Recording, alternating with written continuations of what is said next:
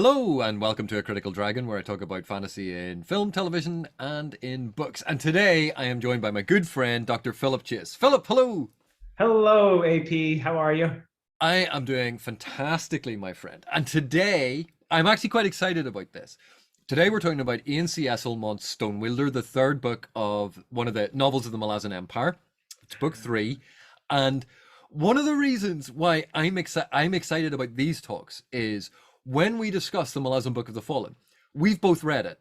And it's a lot of fun, and we get to dig deep, and we get to talk about the things in the book that really interest us. But we're both coming at it from a reread. But in this instance, this is the first time that you're going through these books. And I don't think we've emphasized that enough here, that you have read this once. Like, this is your first time. So that's why I'm excited to talk about it. And I'm excited to hear how you felt about it. And we're going to dig in, spoiler talk, no holds barred. But I will refrain from further developments because this is fun, seeing your reaction as we go through. Yeah.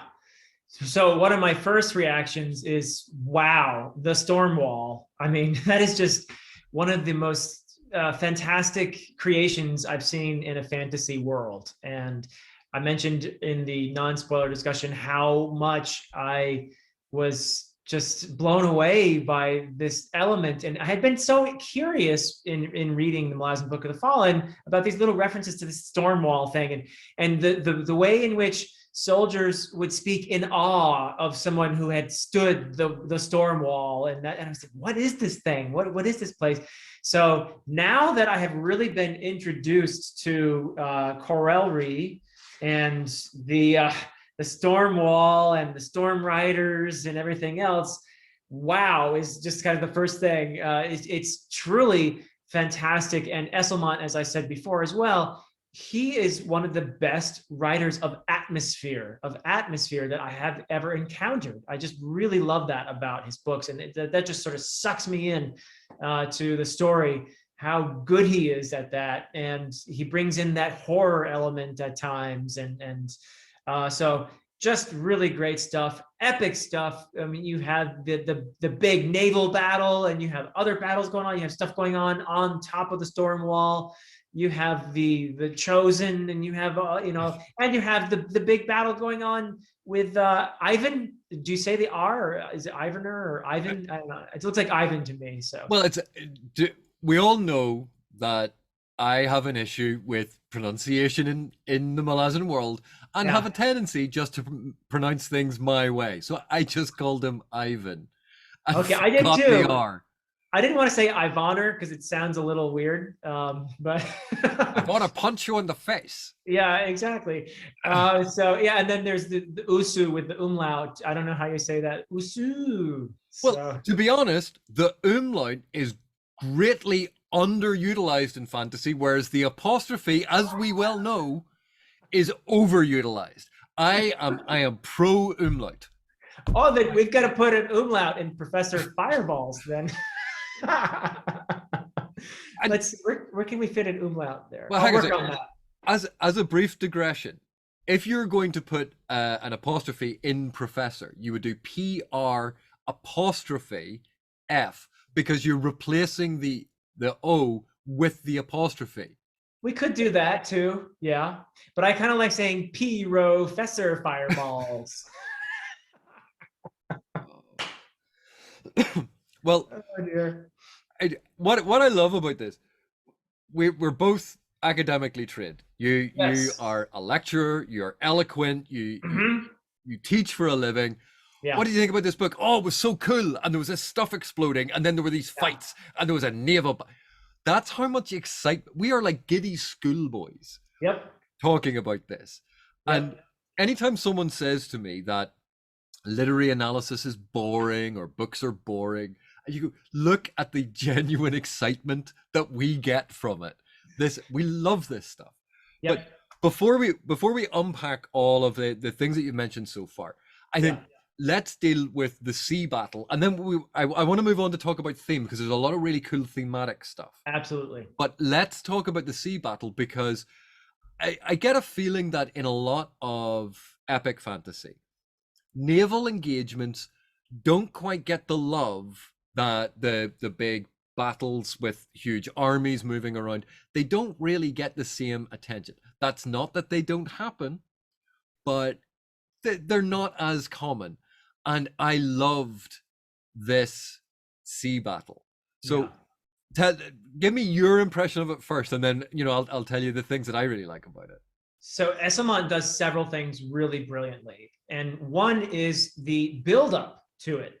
And part of the secret of how cool this battle is how he has convinced us already that the people of Mare are unbeatable on the ocean or on the sea or whatever. I mean, that they're just the elite sea people, and they specialize in ruse, and they have this, they're the reason why the prior Malazan invasion didn't work. I mean, they're kick-ass. So he does a great job building that. But we've also got the Blue Moranth here. And you've got these what I think the Moranth are really interesting. They're an interesting part of the Malazan world because they're so different and they're full of these technological surprises. And of course, they're a big reason, other than the Tlanamas. I think you could say that the Moranth are a big reason for the success of the Malazan Empire, because they're the ones that introduce munitions. And that is the advantage that consistently, other than the Tlanamas, the consistent advantage there. So they're like the MacGyvers of the Malazan world, they have these little tricks up their sleeve. So it was an interesting thing, just the build up to it, because you've got the Blue Moranth, and you've got the Maries, or the Marish, or whatever they're called. What are they? Anyway, you've got this collision of giants about to happen, and you really don't know what's going to happen. And another thing that Esslemont does really well, he's obviously done his research, or at least to me. I'm not a sea person. I've been on a sailboat once, and I nearly crashed it. So it's not like I'm a very knowledgeable sailor, but he's convinced me that he really did his homework, because he's got it feels like he uses the right terms, and it feels very nautical to me. And I kind of like that. It's not in a show-offy way. It's not like he throws it in because he wants us to know he's done all this research. He throws it in to give it verisimilitude. So I like that a lot. So those things great going into it. I mean, great. And then you get to the actual battle, and it's just explosions and fireballs and all this stuff going on. And you really don't know, because people also, the stakes are high because people die, and it's not it's a scary thing. So there's fear there too. The fear of the characters who, like Sooth, for example, he's kind of as you said earlier, he's the Kyle of this book. He's the newbie.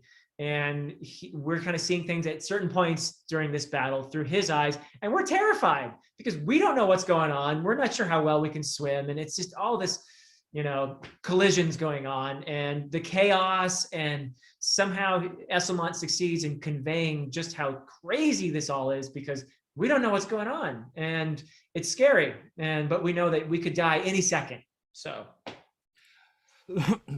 well, I'll have to say, one of the things that I liked about it, if you think back, obviously there's the Master Commander series. We've had Horatio Hornblower. All of these historical fiction series that are naval, and quite often, if you haven't read the books, you'll have seen TV shows or film adaptations, and they will have a couple of ships, doing these sea engagements, because the practical reality of finding tall ships to use for filming, there's only so many of them. So it's, oh look, there's 4 ships in the distance, we have to scarper. What I love about this is not a couple of ships, this is a giant armada. yeah. And it's facing off against a giant armada, and it's all not just 1 or 2 of types of ships. There are lots of different ships in here, and they all have different roles. They all have different functions. There are different tactics being employed. And when something goes wrong, there are dire consequences on both sides. And so the scale of it building up in my mind is so much grander than a lot of what we get depicted. Because I think even when we see stuff like this in animation, a lot of animators are not sure how these things should look because we don't have that same visual reference that we Yeah. would have for large scale land battles because they just are done more often. And so even when we see a lot of this stuff represented, it still doesn't seem to feel authentic. Yeah. What we get the chaos of what a naval engagement across multiple leagues involving hundreds of ships where they are moving with the wind, where if you miss, you're like, okay, it's only going to take an hour and a half to get back to where I'm meant to be. Now, all of these things are going on, but while you're trying to do that, another ship has spotted that you're in the wrong position and it comes angling in. That the stakes are so high. And this is brilliant. And we see real losses on both sides. That this is not a one-sided affair where, oh, we're the scrappy underdog and oh, as luck would have it, haha, we win.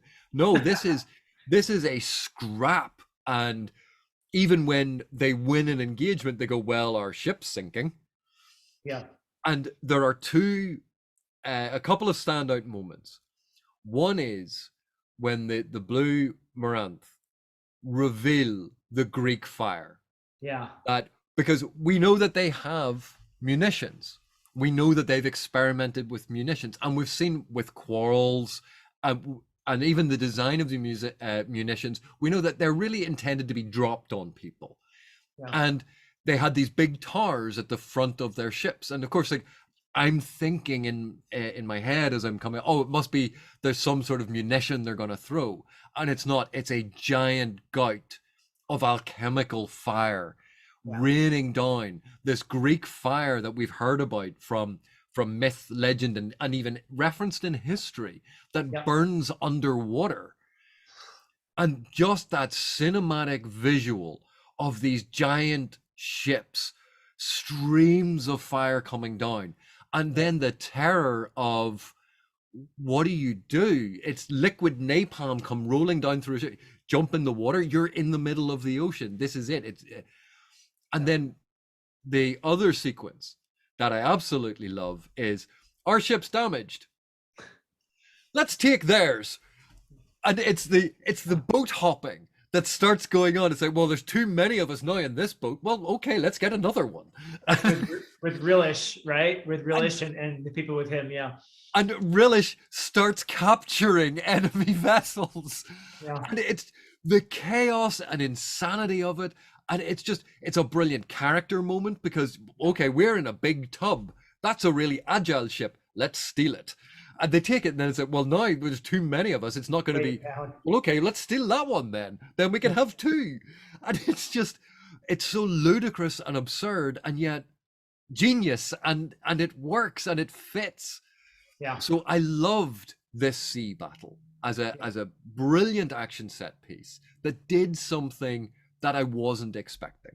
Yeah, it was so well done, and even among in Relish's ship, he and the captain were at odds at times, and they're screaming at each other, and it's just it's all part of the chaos, and it's an important part of Relish's character development in his relationship with Greymane as well, that he kind of limps in late, and it gives Greymane an excuse to ostracize Relish a bit, which is an interesting part of their dynamic, which we'll have to talk about. But great stuff, really great stuff.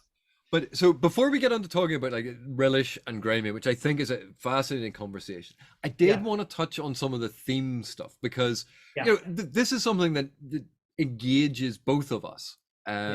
Maybe not other readers, but I really like it. I really enjoy it. And you'd brought up the wall as this very central conceit of the narrative, this big edifice slap bang in the middle of the narrative and all that it implies. And obviously there is a lot of symbolism that can be attached to it. And we talked a bit in the non-spoiler video, concepts of like, what is a wall's function? To keep people out, right? But to keep people in. that it's a divider, it's a protector, but it's a limitation. That a wall, as simple as it sounds, is actually a far more complicated symbol when it's deployed well in literature. And the example I had given was in Ursula K. Le Guin's The Dispossessed, where the wall surrounds the spaceport, but there are no other walls on the planet. So when you think of it, you go, is it surrounding the spaceport or is it surrounding the planet? And the spaceport is the only bit that doesn't have a wall. It's because a wall acts in two directions. And conceptually then, is it keeping the spaceport in or is it keeping the planet out? Yeah. And that it's when you start considering that,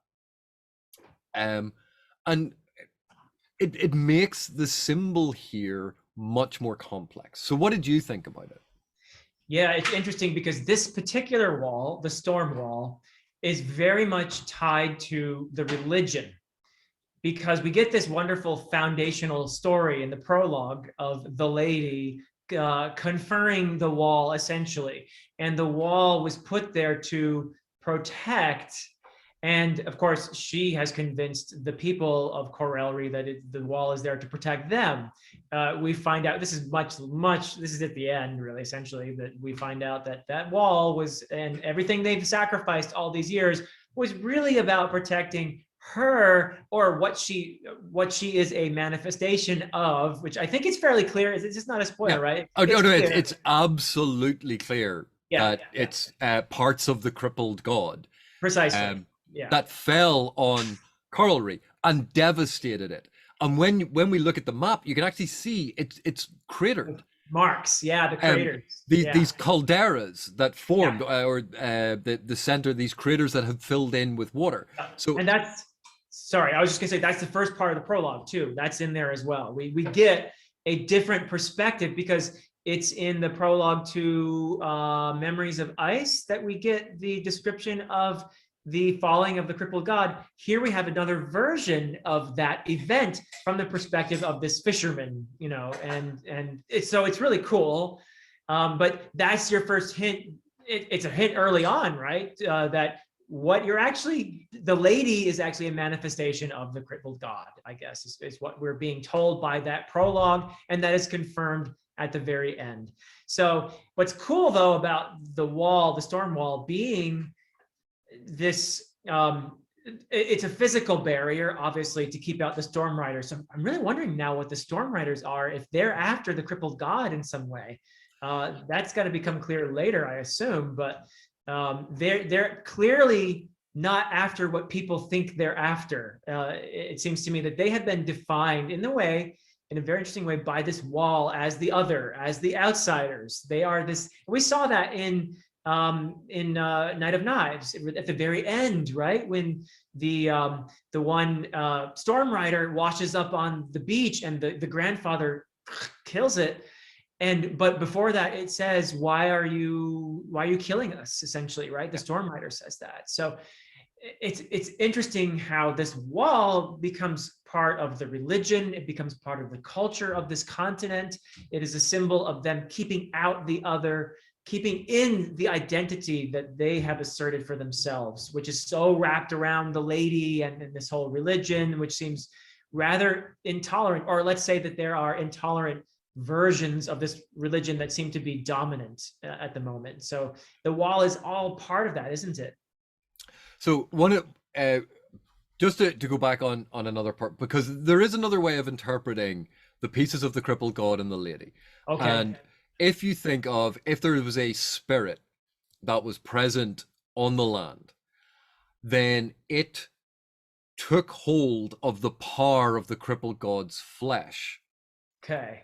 And that then is a manifestation, that's who the lady is, using the crippled god's power from these bits of flesh. So it's not necessarily the consciousness of the crippled god. Interesting. Okay. But a manifestation of the crippled god's power is called the lady, and it could be an original spirit. It could be the crippled god itself using a female form. It doesn't really matter, because it's a bit like, how does the ring work in the Lord of the Rings? The specifics of it are not that important. What's important is this entity, the lady, creates a myth about the storm wall protecting the people, Right. because it prevents the storm riders from getting in to destroy the pieces of the crippled god's flesh where Right. this power is coming from. Yeah. But also, think of what is revealed: the generations of blood sacrifice in Yeah. her name. Yeah. The entire wall is not just a wall, it is an altar of blood sacrifice Yeah. that runs that length. The thousands upon thousands sacrificing themselves year after year in her name. Yeah. That's what gives her so much power, in addition to the crippled god's body, or pieces of the crippled god's body. Right. And that allows her to dampen and control the access to magic on a continent-wide scale, or subcontinent, or larger archipelago. It's Yeah. But poor Hyam, the what was his title on the storm wall? The Lord Protector, or whatever it was. The leader of the storm wall. I can't remember his actual title right now off the top of my head. Lord Protector, yes, commander, whatever. He commits suicide when he realizes how they have been deceived all these centuries, and how their entire faith was built on deception, on this deception. So, and these are people Esslemont does such a great job of convincing me to like Hyam and to sympathize with him, even as he's sort of intolerant in a way, which is not a quality I admire usually. But these are noble individuals who are following their faith. And when he has this sort of swept from beneath his feet, it's too much. It's too much. I mean, it's like these people have become they're strong and they're powerful, but they're also so rigid. And when something happens to completely shatter the worldview that he had, it's too much, and he goes. It's really just as the wall doesn't bend under pressure, it shatters. Their faith is just as rigid. Yeah. And one of the things I find fascinating, Esslemont doesn't make the storm wall, the protectors, their faith, while it is intolerant of others, they don't go storming through cities wiping people out. No. They protect the land. In some respects, their faith is about protection. It is a positive thing that has been corrupted from the very beginning without them knowing. They have been fed a lie, and they have a kind of honor because they are so dedicated to protecting the entire, what they see as the entire world, from this threat. And they see it as their first and last priority. Everything has to be dedicated to this. And that is not a dogmatic ideological thing about we must go out and convert the whole world to our worldview. It's you need to give us enough people to do our job. You need to send us people. Oh, you're not sending us enough people. We need to go and get bodies. We need to go and get slaves to set them up. They become more and more cruel over time, because fewer and fewer people are volunteering to do it. And they then see themselves as martyrs. And it's this interesting transition of what you could have been a very noble thing, but over time becomes corrupted, and over time becomes cruel. And over time, you suddenly go, what are you protecting people from? Because you have become a scourge on the very societies that you said that you were there to protect. Yeah, that's so true. Yes, they are in some ways noble, but try explaining their nobility to the poor conscripts who have been thrown up onto the wall as fodder to fight against the storm riders. So yeah, I mean, you're spot on there. And we have that wonderful moment, sort of almost referencing Russian World War II Stalingrad. you get a rifle, you get the bullets. It's like you get the shield, you get the spear. The two of you go. When one person goes down, then you can get the other thing. Yeah. It's using people as fodder, and Yeah. it's brutal. But when you see the conditions that they are working under, when you see the brutality of their conditions, and if you think this is something we saw explored in June, the planet Arrakis being the testing ground, the hostile conditions that only the strongest, the toughest, the most able survive, and that over generations leads to these badass warriors. That's what we see in June. That's what we see Jordan copying in the Wheel of Time. Obviously, we see it in June as well with the Sardaukar. And how they've been trained. That was the secret to the Sardaukar, was they survived in a hostile environment as well. Yeah. But so we actually get to see that in practice, and understanding how tough they are. They've been pushing everyone else around, and then we get that scene at the end where the Crimson Guard face off against the Storm Guard. Oh, it is wow. Guard v Guard. Yeah. What a collision. Wow. Yeah. And that should be fantasy pay-per-view. That Guard versus Guard, because we have this, it was Blues taking out the basically the two sticks, two tonfa, to beat someone, and it's like, this guy's actually quite tough. I can't beat his guard. Right. Let's get some long knives. Let's up it a notch. And then it's attacked with magical energy, and he's like, right, I might be one of the best warriors, but I'm also one of the strongest mages. Let's throw down with a magic fight now as well.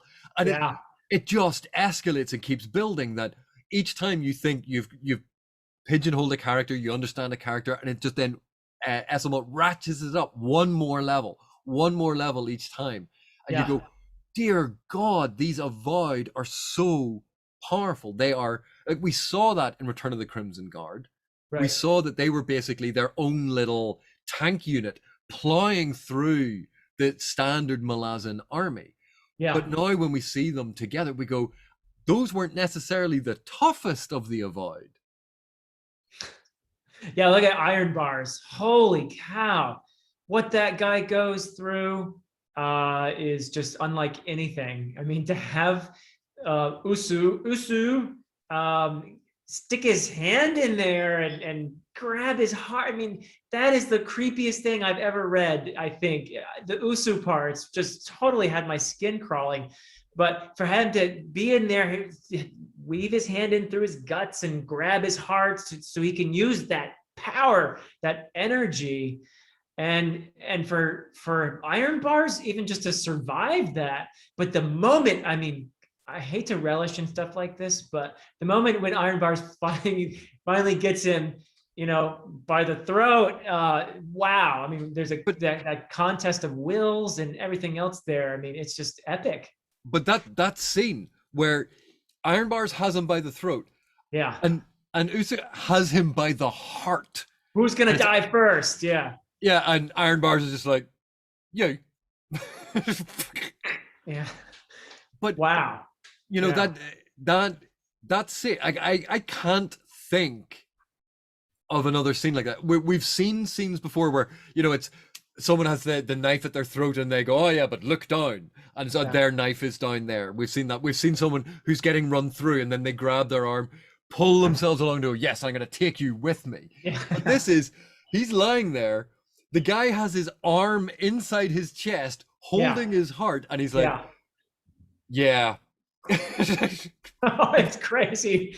I mean, how do they think of this stuff? It's just, this is just a wonderful imagination that came up with this stuff. So, but wow, I mean, that you're so right about the just the scale of everything going on here and how we get this glimpse of what the Crimson Guard can do and just how determined they had to have been, even to be part of this vow that has made them into this what are they even? Yeah, I mean, I've said before, they remind me a little bit of the Talana Mas in a way because of the similarity of a vow taken And I know that members of the Crimson Guard can die, or even the Avowed can die. Although, geez, I don't know about Iron Bars, but it does seem like there's a similarity there in terms of what they've made of themselves in this relentless pursuit of this thing, which is a little bit Ahab-like in a way too, isn't it? Because you got to be careful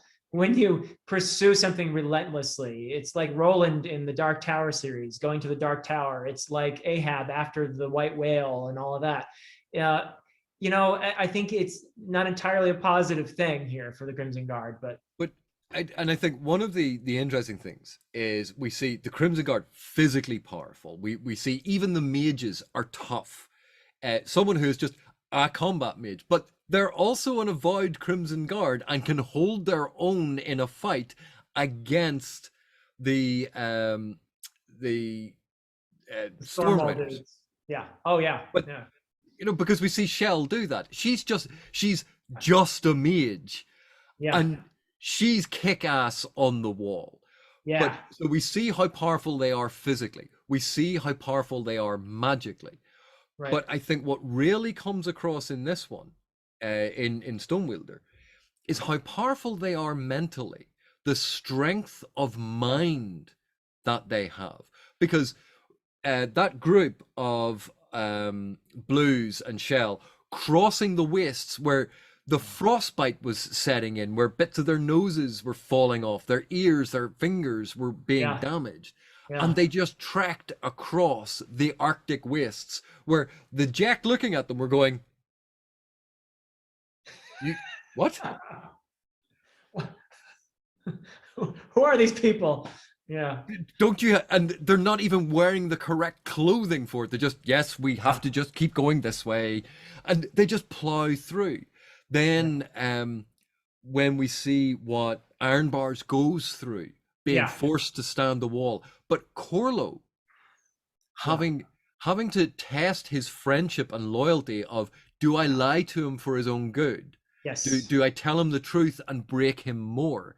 Testing that bound, that relationship, where is honesty always the best policy? Should you always be absolutely brutally honest with someone, or can you give them the comforting lie? Is that a betrayal? And the complexity of that, because Corlo for a long time is trying to do it for Bars's own good, right? And then it's more for Corlo's own good, because now he's walked down that path so long. Can he admit it? And that is an interesting moral complexity to that it's not just a one-off thing. It's not just a let's test this. It's actually about that depth and complexity of what a relationship is, what a friendship is, what you do on behalf of someone. But what starts out with good intentions can have consequences. And to see that, and it's not a major story point, it's not a major focus of the story, and yet it is one of those very powerful, little tiny, subtle touchstones within the narrative that have this resonance with our lives. Yeah, it's poignant. For me, actually, it is a standout part of the book, because I met Iron Bars and Corlo in Midnight Tides the first time, and I liked them. I liked how both of them were so human in how they reached out in order to help Saren Pedek, and how even though they were so powerful, they were so compassionate at the same time.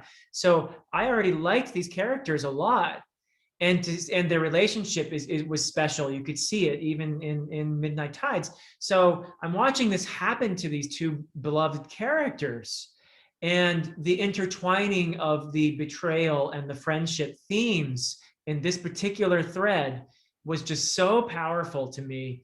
And what poor Corlo, first of all, what was keeping Iron Bars going there? You talk about the mental fortitude required to be just to survive, but he's the champion. So he's being put out in front every time. And he is having to do this again and again. And the only reason he keeps going is because he thinks it's keeping his squad, or whatever they're called, his, whatever the term is in the Blade. Crimson Guard. Yeah, what is it? Blade. Yeah. He thinks he's keeping his blade alive. That's what he thinks he's doing. That's why he keeps going. Otherwise, forget it. You know, he doesn't want to be there. And this is the lie that Corlo has. In the beginning, I'm sure it was to keep iron bars alive, and he understood that. He understood his friend, why he was doing it. So it's, come on, you got to keep doing this for the guys. And then Corlo doesn't know, but strongly suspects that they're all gone. And he sees Halfpack. He sees Halfpack at one point, and you're not even sure if it really is Halfpack because it's such a quick thing. It's so well done that way. But that's enough for Corlo to almost believe in his own lie at that point. And the incredible confrontation, which we don't even see, but it's still so powerful, when Corlo tells Iron Bars, because we know that he told him because Iron Bars lost it. And we later learned that he lost and tried to kill Corlo. So this theme is really powerful. And that's how Corlo ends up in the hospital. Yeah. And I think he lost his leg because of the earthquake, though. That's a different thing. But yeah. But again, and this is a hallmark of, like, interesting. Not everything has to be on the page for you to appreciate it, and you see this a lot with very good horror films, where as soon as they show the monster, as soon as they show that thing, it's never as impressive as what you had in your imagination. Yeah. And a lot of writers are very afraid to give readers the space to imagine something, because the confrontation we imagine between them, there's no way Esslemont could have captured everything that popped into my head with that moment. Yeah. It just, anything that Esslemont wrote about that, the reaction that Bars would have had, how he would have looked at him, the fight that would have broken out, none of that would have been as good as what raced around in my head following that revelation. Because, and let's face it, Esslemont gives us brilliant stuff everywhere else, but he gave us that moment to go, this is not about their physical confrontation. No. This is about the emotion of it and what it brings. And that is very difficult to put on the page, but it's also going to be very deeply personal for every reader. Yeah. And so I like having that moment isn't there, that we get to imagine it. We get to imagine the heartbreak, the realization, the anger, and that whole transition, and then the incoherent rage, this feeling of betrayal and rage, so that in that moment, Bars looks at the one surviving member of the Blade and almost kills him. And almost got the thing that has been keeping him going, and now he's going to finish it off. And it's someone in that moment who just loses themselves. Yeah. And to keep that off page, some may describe that as a cop-out. I don't. I don't either. I think it's very brave, actually. And I refer to stuff like this as negative space, which, you know, you see in reference to artwork, but leaving these little sections out that give the reader a space to inhabit themselves, to visualize it, to conceptualize it, to play with it, to see it from different angles, to play it out again and again, without it being shaped by the author. The author has given us everything to imagine that moment. The author has shown us all of the reactions, all of the bits and pieces that we need to put that together ourselves. And I like having, now, if the entire novel was like that, that'd be incredibly frustrating to read. But using it sparingly, using it as a technique sparingly, it's just so refreshing and enjoyable. No, there are certain confrontations that you need on the page. And for example, poor Chaim, when he is told by the lady at near the end, you idiot, you were supposed to protect me. This was all about me, me, me, me. And Chaim has just had his eyes opened and realizes this whole life has been essentially a fraud, and he takes his own life by jumping from the wall. That is something that had to be on the page, and it's very powerful, and it's very very much tied to the idea we were talking about before about discovering. This is tied again with the wall, and as an assertion of identity, but then finding out that you're not what you think you were, and that also the other that you had otherized is not what you think as well. And it can be a very traumatic moment, this disillusionment, for somebody like Chaim, who, as we said, is very rigid and maybe noble in certain ways, but very inflexible, and so it's just too much. So that had to be there. That had to be there. But I think with Corlo and Iron Bars, I'm really curious to see in the future books, how are they going to relate to each other now after this betrayal, this moment. It's going to be really interesting to see how Esslemont handles that. So yeah. Oh, they'll probably just hug it out. Maybe they will. Maybe they'll just have a nice hug. But it's interesting you talk about the perception of who we are versus the perception of how other people view us, because of course on the wall the Crimson Guard are all referred to as Malazans. Yes. And of course nothing gets under their skin more than being referred to as Malazans. But they are referred to as Malazans because Malazans is essentially synonymous with invader. But of course part of the force that's there are Malazans who came with the first invasion, ended up stuck there, that they're there, and they are who are the Malazans? Are they still Malazan now? Well, they're defectors, and we get back into an aspect of betrayal, but they're looked at as invaders. But of course they're looking at the new Malazan force arriving going, no, they're the invaders and we're protecting our home because we've been here a long time.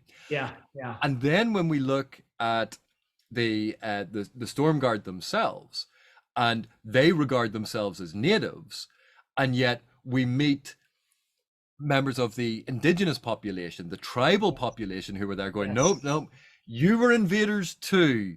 You invaded too. And then we think back, prologue of Return of the Crimson Guard, and go, well, actually humans are all invaders because it was originally the giant stone giant people were the people that lived here. And we have this really complex construction and deconstruction of concepts of identity, concepts of place, how the Crimson Guard look at themselves, because when they meet the Malazans and the Malazans say, well, we can band together, and the Crimson Guard are like, no, well, no, actually we're okay. And they don't want to band together even in the face of a common enemy, which is the antithesis of what we saw in Return of the Crimson Guard. And of course, in the epilogue, we see Skinner and that blade, and it's Skinner, like some sort of Simpsons episode. But but is Skinner now Crimson Guard? Because he's no longer, you can't really call him the Avowed anymore. He's the Disavowed, right? They're the Disavowed. Yeah. So is he of the Crimson Guard, or is this now? So again, we see these divisions and subdivisions because anytime we look at something from an external perspective, we see this homogeneous wall. But as soon as we are part of that group, cluster, whatever it is, we see, oh, well, within it, there are these other divisions. And if you join one of those, you go, oh, well, within that, there are these other divisions. So the Crimson Guard are an entity. But within it, you have the Avowed and you have the non-Avowed. And then within the Avowed, you have, well, actually, there's the Disavowed and there's the Avowed. And it breaks down this fractal moving up and down, micro to macro scale.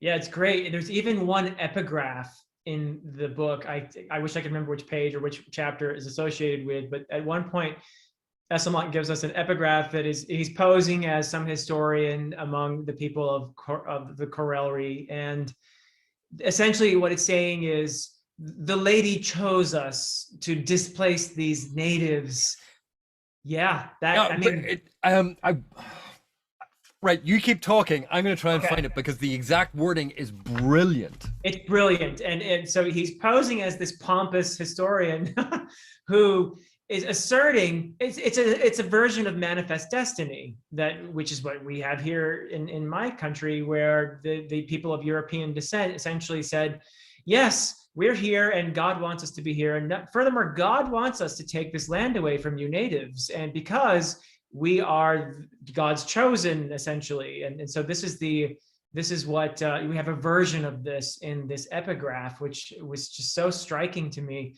And of course, the natives would have a very different perspective. And I love the various native characters that we get glimpses of. There's Gevin, the old man, for example, who leads the Malazans through his warren, crucially to save the day.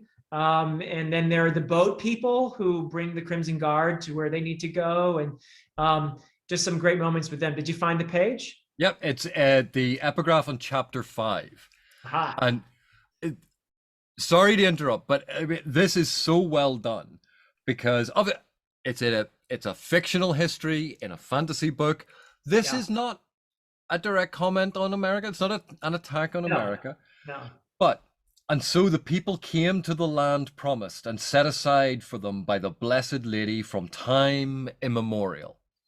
And they found it empty, virgin, and unspoilt. But for the wild peoples who lived like animals upon it and knew not her name.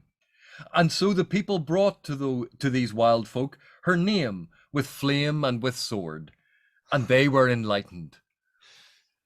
Oh, and they were enlightened. Yeah. And that attitude, it was empty, virgin, and unspoiled. It had been promised to us for time immemorial.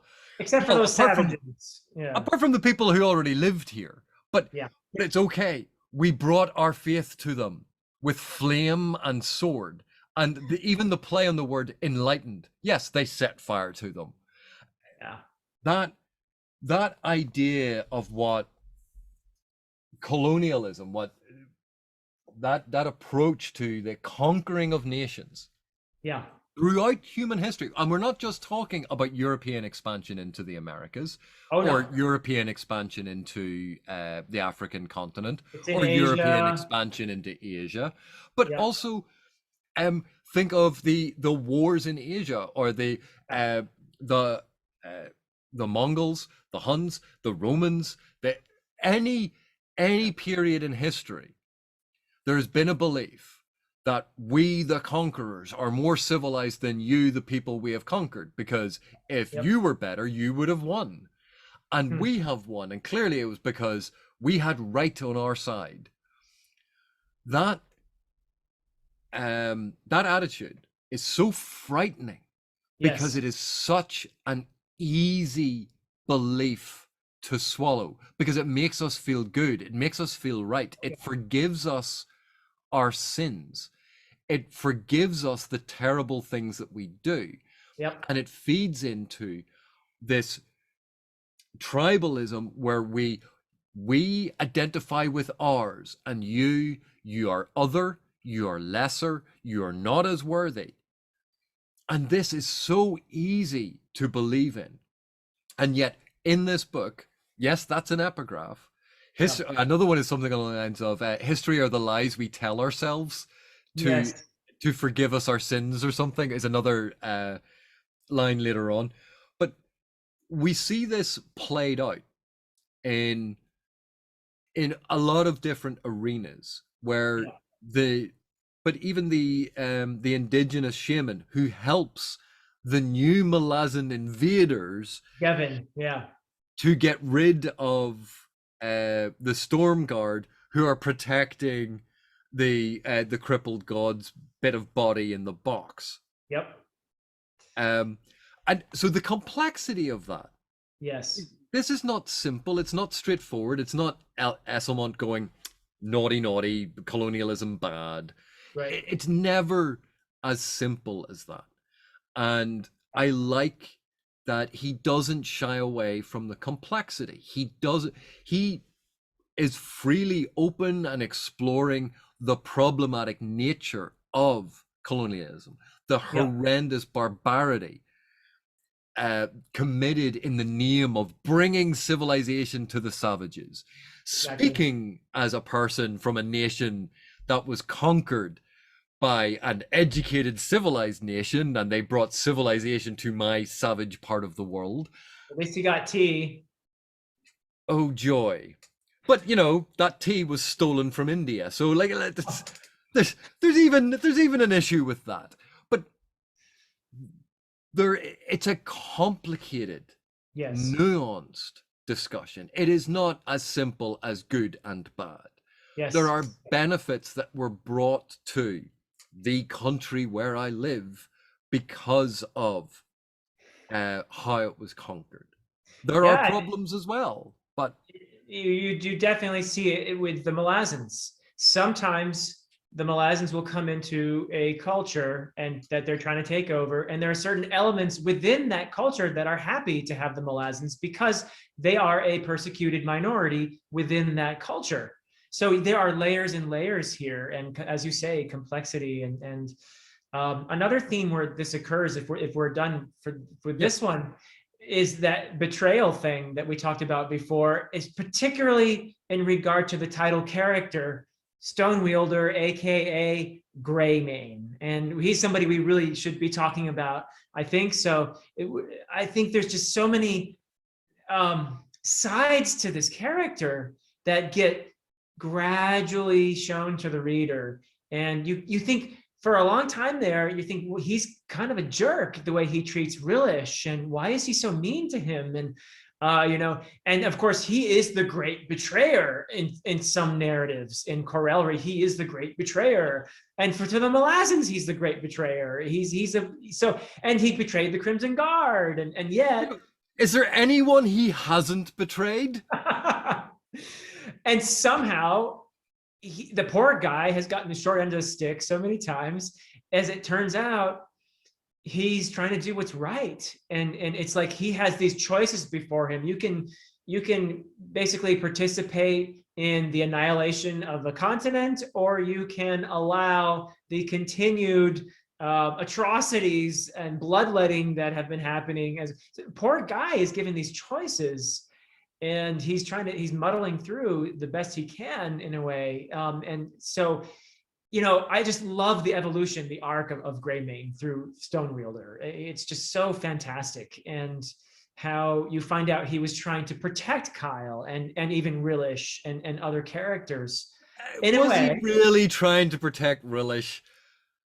I think so, because he tells Devileth, the mage, the ruse mage, tell Rillish, I don't think he's all that bad, right? Or something Yeah, like that. but let's not sugarcoat this. It Okay. took a long time for Greymane to even admit that little tiny bit, because he did treat Rillish very badly. He blamed Yeah. Rillish for Rillish's actions, again, in an untenable situation. Yes. Lack of introspection there, Greymane. What did you do? Oh, right, you got faced with a bad choice and went with, oh, right, yeah, really bad choice. Okay, and But Rillish was a young lieutenant when he was put in the position of trying to test. They wanted him to testify against Greymane, and he didn't stand up for what he probably, in retrospect, thought was right, and he felt compelled in that situation to participate in the mockery of a trial that was Greymane's condemnation, I guess. So that's where the resentment stems from, and Rillish feels tremendous guilt over that as well. So it is really complicated there. But what we learn is that Greymane at some point got this weapon, this stone sword, from the Storm Riders, and that he was told to use this weapon to end this horrible situation, having the lady essentially creating this continent-wide false religion, which involved the sacrifice, not only on the wall, but you had some pretty sketchy stuff going on with the children in what is it? Baneth is the town. Where Bakun, the assessor, is. yeah, I assume that was going on everywhere, something yeah. similar in every temple of the lady, that you had these sacrifices happening And so, yeah, I mean, Greymane, I think for me, is one of the most compelling parts of this story. And so it's aptly titled Stonewielder, I suppose. But But but it is fascinating because of course he gets the sword from the Storm Riders and then betrays yeah, them because he doesn't do anything with it. You know, true. he's meant to be acting to as you know, okay, he's being forced to do it, but on the storm wall, and he refuses to fight the Storm Riders, so he betrays the wall. He's Yeah. betrayed the Malazans. He's betrayed the Crimson Guard. He's you go to be honest, when they call him the Great Betrayer, he does have a bit of expertise at it. Like that's He has a track record, yeah, a bit. um, But in not one of those situations of betrayal can you say this guy's bad. He did the wrong thing. Definitively, can and you? that is why Yeah, this is so interesting yeah, because it is easy to call all of these things betrayal and say, oh, betrayal is bad. But these are complex moral decisions. right. And that is what makes this really curious. I think I've spoken to you before about the idea that two people going into court, one is Yeah, going to lose. The person who loses does not come out going, justice was served today. yeah, no, They always come out saying an incarriage or a miscarriage of justice has occurred. right. And the other side will come out going, justice was served because they won. Betrayal is much the same thing. It depends on perspective. Yeah, And perspective is something that we see time and time again in all the Malazan works. These different point of view characters, these different perspectives on the same elements, the same events that show us that nothing is as clear cut as good, evil, or simple answer to. History is complicated. Life is complicated. Moral questions are complicated. Societies are complicated. And this is one way to start negotiating that, to read texts, narratives like this, that show us this complexity, that ask us these questions and ask us to think about it. yeah, So when we see questions about colonialism or about religion or about occupation or about identity as a social group, yeah, Esslemont doesn't get didactic. He doesn't get throw it in your face. This is what you have to think. These are all fascinating examples of things happening that yeah, we get to investigate. We get to wait. We get to pay attention more to one and then another each time, posing these questions to us that don't have easy answers. But the yeah. investigation of the chain of thought, the investigation of the question, the pursuing the lines of reasoning, these are the things that elevate this. Yeah, yeah. And you know what's really cool? He does everything you just described very eloquently, by the way. And he makes us laugh while he's doing it quite a lot. There's some really great humor in here, which we should talk about. You know, there's the one point where the boat people sense the giant wave coming I mean, that is so well done. How the water gets all sucked out, right? And then it just comes back at this huge, world-ending cataclysmic wave that just wipes out. I mean, this thing is just, and the boat people kind of know what's coming and they prepare for it, and they at the end of this hang on a second. But when you say they prepare for it, like we know this is what 7 leagues tall, like yeah, or 7 fathoms tall or something, like this yeah, massive tsunami. yeah, The bays have been emptied as the fish are lying flopping on the ground, right, going all the way out to where the sea, it should be, but it's all now just beach because yeah, all this water's been sucked out into this massive continent-wide tsunami. yep, And we get this scene of the boat people going, yeah, throw a bit of the wood over to make it the boat lighter. And you're looking at this as a reader, knowing how big this wave is, yeah. and going, that's a wee bit absurd. And I couldn't help but laughing as they're going, oh yeah, just throw that bit overboard. Oh, it's so funny. And then, of course, where do they end up? They end up on some like hillside somewhere far inland, and the water has receded again. And the best part is when the pater familias, whatever his name is, I can't remember, Orzu, I think his name is. He says, well, I'm gonna have to do one of those things I've always said I'd never do. And the daughter is thinking, what the heck is he talking about? I guess I'll have to take up farming because their boat is on the top of this hillside, you know. I mean, it's really good stuff. It has to be in there. Esslemont does a great job. Probably the best example, though, consistently of the humor in there is one of the famous duos of the Malazan world. Another one of these duos is we have Ipshank and Manask. This was my introduction to these characters, and I just loved the relationship between them. And Manask's, I look at Manask as another, a bit of another Krupp, or another, who's the priest that you don't like? Isgirl Pust. Isgirl Pust, yeah. I mean, Manask is a character. He is a character, and he's like, I shall sneak up on, and he's just the whole conceit of this big hulking fellow being this dexterous, sneaky thief. It's fun. Hang on a second. Okay, so Krupp speaks in the third person. Yes. Isgirl Pust speaks in the, is it second person? Well, Krupp does third, and Isgirl Pust does everything. Oh no, he always speaks in first person. It's always I, because it's like and my great plan, it's interior monologue. Yes. Manask is slightly different because it's basically he says the opposite of what he is doing. Yes. And you don't know whether he actually believes that he is being stealthy, or he knows it creates a distraction and people don't take him seriously. Because what we find out at the end about Manask, he's described as a giant. He is described as this huge hulking figure. But then most of his height is actually, he wears his hair really high up, which makes him look very, very tall. And then we find out his boots actually have big platforms on them that make him look tall. And then we find out his armor is actually incredibly thick. And there's a very shallow, surprisingly shallow chest inside. Basically, this is a tiny, skinny guy wearing massive magical armor that makes him strong.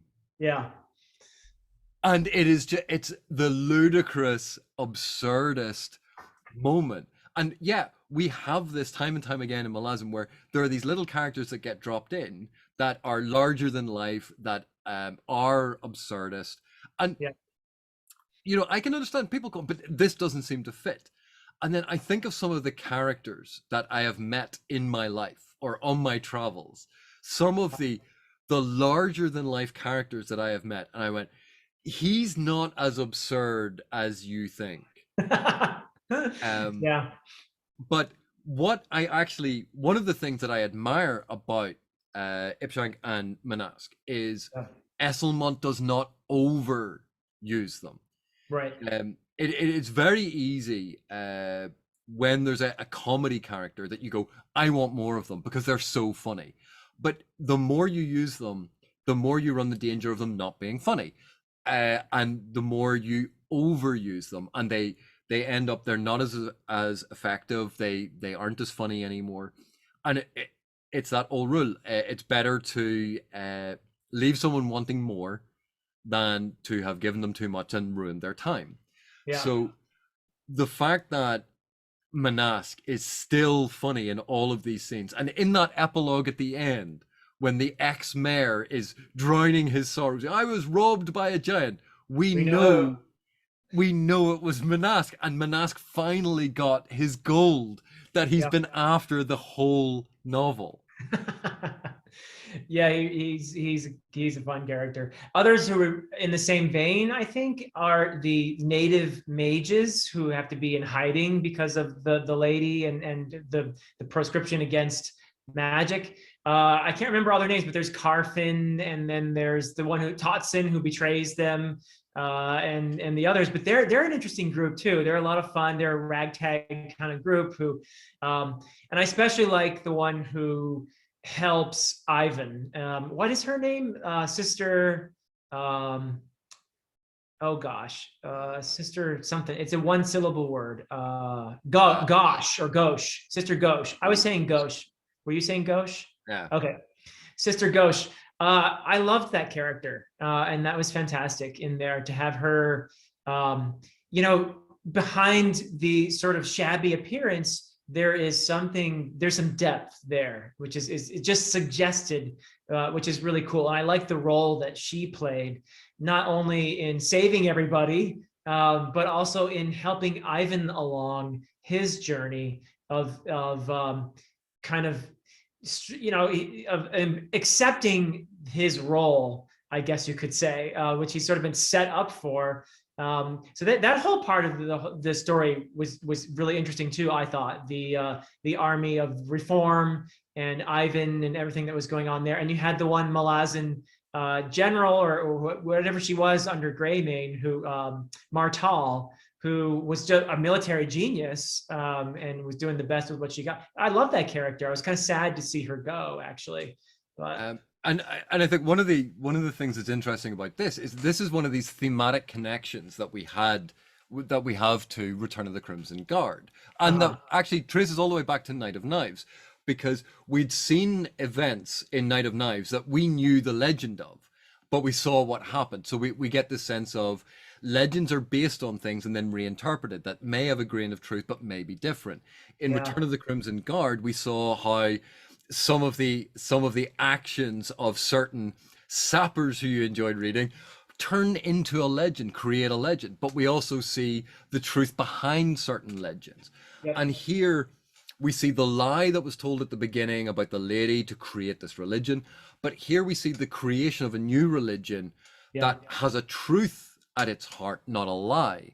And we see the rejection of that by some people, but the embrace of it by others. And we see how other people pay lip service to accepting it, but do the opposite, because we have Evanrer having to step in to stop the populace and the army of reform from slaughtering the other people in the city, the previous followers of the lady. And they're not trying to attack the Storm Guard. They're attacking innocent, easy prey. They're looting. This is not the belief that they are professing, the anger. And then we see the young boy. Yeah. Oh boy, that is one of the most powerful moments in the book. The boy that he had tried to save. Yeah. And he has been looking for the entire time. Yep. And he sees that this boy has been broken by what had happened. And we know, like we know beyond a shadow of a doubt, this boy is a victim of atrocity, a victim of things that have broken his mind. Like he is not in his right mind. And Ivanar has been told that he's going to be taken care of. And he wasn't taken care of. He was trained to use a bow. He was made into a child soldier for an army of peace. And that is disturbing. That is something that you go, right, they're not necessarily all the good guys. And then we have Ivanar going up to stop this and calling the child that he tried to save a monster. Yeah, you monster. And he didn't know it was the boy, and he saw him, and there's that shock of recognition. And then the next shock of being shot, you know. But what's even, the boy recognizing Ivanar, doesn't blink, slowly draws the whole thing. Everything is calm, it's cold, it's logical. He's not in a rush. He's no, this is exact. No feelings, absolutely emotionless. Yeah. And looses the arrow straight into the man's chest, the man who saved him, the man who cared for him, the man who protected him. And that's what he does. And then he is torn apart limb from limb by the crowd. Yeah. I mean, he's not, obviously we don't even know the boy's name, but it reminds me of Felicin, and in a way, being traumatized and lashing out against those who around her who were trying to help her, or we're in it with her. It's a really powerful, tragic thing that is a reflection. I mean, we have child soldiers in the real world, and what happens to these traumatized kids is that this is what they learn, and they learn this suffering and this pain is all there is. And in a sense, by shooting Ivanar, he was guaranteeing his own death, and maybe on some level he even realized it, and he that was his way out. But or maybe not, but maybe he was just reacting without thought. But in any case, I mean, my sense of it is actually slightly different. That he didn't care. It wasn't even that he considered. He didn't even consider that he'd be torn apart. It's like, you hurt me. You called me a monster. You hurt me, or you're stopping me so it's a from reflex. killing them. As a reflex. Yeah. It's just, but it wasn't a hurried motion. It was, I'm Yeah. not going to let you stop me. It's a turnaround. I'm just going to kill you, and then I'm going to go back to do it. It's completely divorced from reality. It's completely divorced Right. from any comprehension of what is going on around him. But the use of the word monster there too. Oh boy. Wow. And that's what we see. We see monster investigated in a lot of different ways. The other, right? The other. Yeah. It's so powerful. And that, we have this thing in academia, the monstrous other, and we talk about this and that. But what I like about these books, while we have a name for it, we have a concept for it. Even if you don't have the concept for it, even if you've never heard someone talk about the monstrous other, even if you've never heard about post-colonial theory or colonial theory or any of this sort of stuff, even if you're not interested in studying that, these books give you the same insight that we study these theories to apply for, because that's how Esslemont has created them. Yep. To investigate complex questions. And I think that part of why some of these books maybe are not as popular as I think they should be is we're no longer a world that wants complex questions and complex questions that don't have ready answers. We're not part of a world anymore that wants to see that how we see other people in our local community is part of how we see people in our broader community, on a national level, on an international level, that these things are all interrelated. And that ties back into our history, and that ties into our religion or our spiritual beliefs, and that ties into this. And everything is interconnected. And we don't like complexity anymore. We don't like to be challenged about these things anymore, because it means admitting that, either some of our beliefs are not nice, our history is not nice, and that doesn't feel good. But, I was just gonna say, you even see it in Stonewielder with the character Bakun. Bakun, is that his name? The assessor in Baneth, who conducts an admirably noble life as an honest person who has a certain set of ideals. But what he realizes late in his arc, in his journey in this book, is that he's missed a lot of things.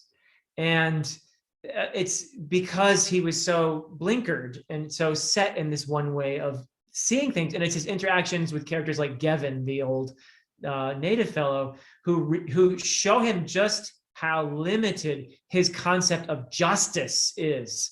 And later he realizes, when he's in jail, how many people have I sent here?